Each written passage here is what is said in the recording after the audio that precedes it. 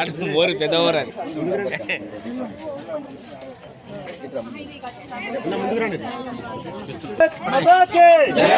जय बोलो भारत माता के जय बोलो भारत माता के जय श्री राम जय श्री राम जय श्री राम जय श्री राम जय श्री राम जय श्री राम जय श्री राम जय श्री राम जय श्री राम भारत माता के भारत माता के भारत माता के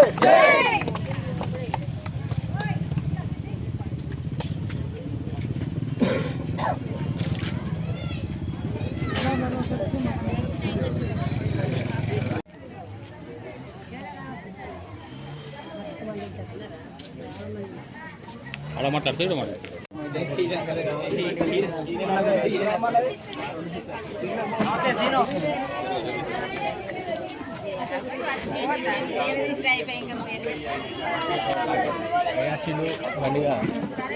అప్పుడే వచ్చిన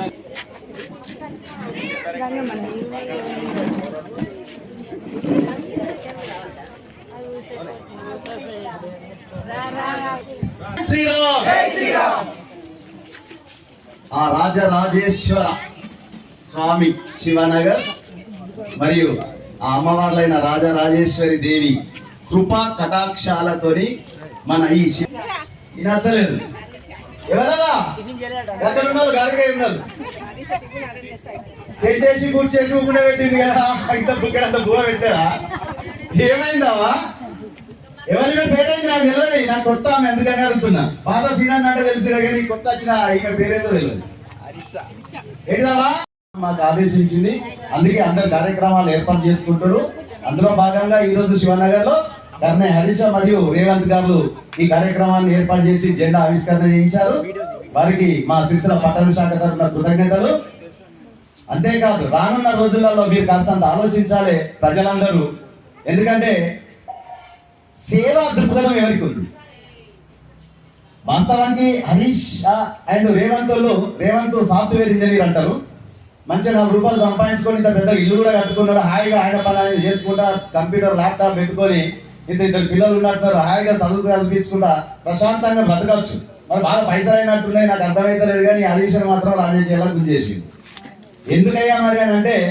అన్న డబ్బు అందరం సంపాదిస్తాం అన్ని సందర్భాల్లో సంపాదిస్తాం కానీ సేవ చేయాలనే దృక్పథం నాకుంది చిన్ననాటి నుండి కూడా మా హరీష కూడా బాగా యాక్టివ్గా ఉంటది ప్రజల్లోకి వెళ్ళి వాళ్ళ కష్ట సుఖాలలో తను పాలు పంచుకొని అందరికి అందుబాటులో ఉంటూ సేవ చేయాలని ఒక దృక్పథంతో మాత్రమే రాజకీయాల్లోకి వస్తున్నామన్నా అని చెప్పేసి నాతో చెప్పారు అదే మాట వారి మాటగా నేను మీకు చెప్తున్నాను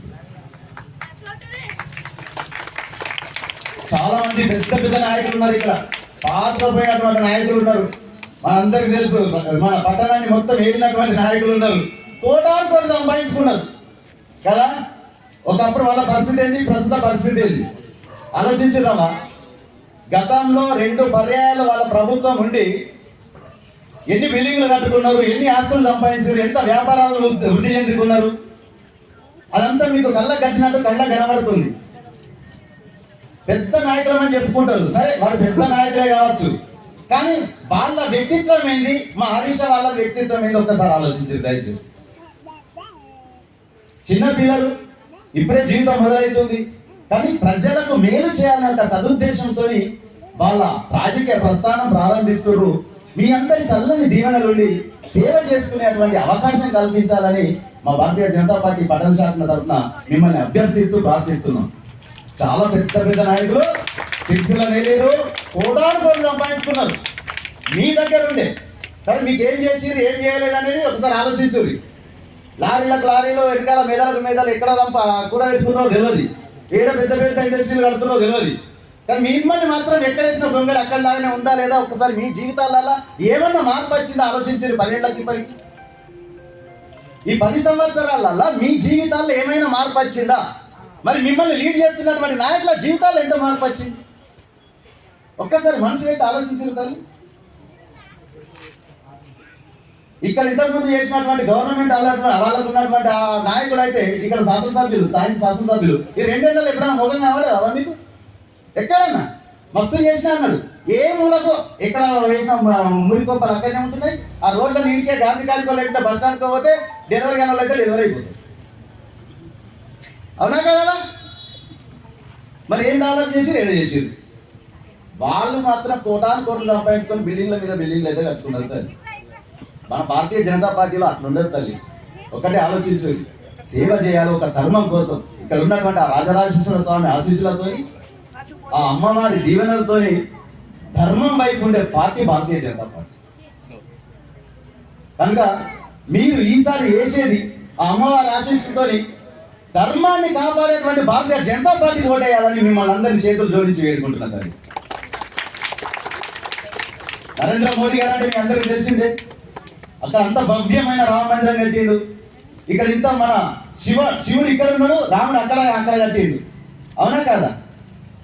హిందూ భావజాలాన్ని, హిందూ ధర్మాన్ని, హిందూ ధర్మరక్షకుడిగా వెలుగొందుతున్నటువంటి ప్రపంచాలే మన ప్రధానమంత్రి వైపు చూస్తున్నటువంటి అంత నరేంద్ర మోడీ గారి ఆశీస్సులతోని ఈరోజు భారతీయ జనతా పార్టీ కార్యకర్తలు మీ అందరి ఆశీర్వచనం కోసం రానున్న ఎలక్షన్లలో వస్తారు.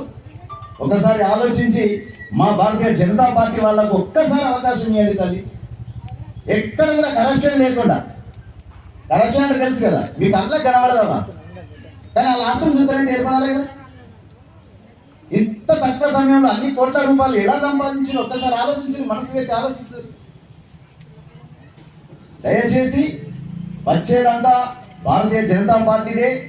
రాష్ట్రంలో కావచ్చు, దేశంలో అయితే ప్రతి రాష్ట్రంలో ఆల్రెడీ జెండా ఎగిరెత్తులు భారతీయ జనతా పార్టీ. ఒక 3-4 రాష్ట్రాలు మాత్రమే మిగిలినాయి. అందులో మన తెలంగాణ కూడా. వచ్చేటువంటి ఈ రోజుల్లో ఏర్పడేది కూడా భారతీయ జనతా పార్టీ ప్రభుత్వమే. ఇక్కడ మాత్రం మీరు మీ వాడకటువంటి భారతీయ జనతా పార్టీ నాయకులకు అవకాశం ఇస్తే సేవ చేసుకునే భాగ్యమే మాకు. మనం పైసలు సంపాదించుకోవడానికి అయితే కాదు, ఈ పదవిని అడ్డం పెట్టుకొని సేవ చేసుకోవడానికి మా పిల్లలు వచ్చారు. దయచేసి ఆశీర్వదించాలని మనస్ఫూర్తిగా మిమ్మల్ని చేతులు జోడించి వేడుకుంటున్నాను. ఒకసారి భారత్ మాతాకి భారత్ మాతాకి.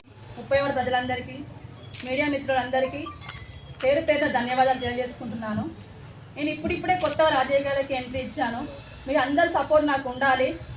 మన వార్డు సమస్యలు ఏంటనేది నేను ఇప్పటి నుండి 20 సంవత్సరాల నుండి చూస్తున్నా. మన డ్రైనేజీ సమస్యలైనా, పెన్షన్ లేని వారు, ఇల్లు లేని వాళ్ళు చాలామంది పేదలు ఉన్నారు. వారందరికీ నేను ముందుండి అవన్నీ చేయాలని కోరుకుంటున్నాను. మీ అందరి సపోర్ట్ తోటి నన్ను ముందుకు తీసుకెళ్ళాలి.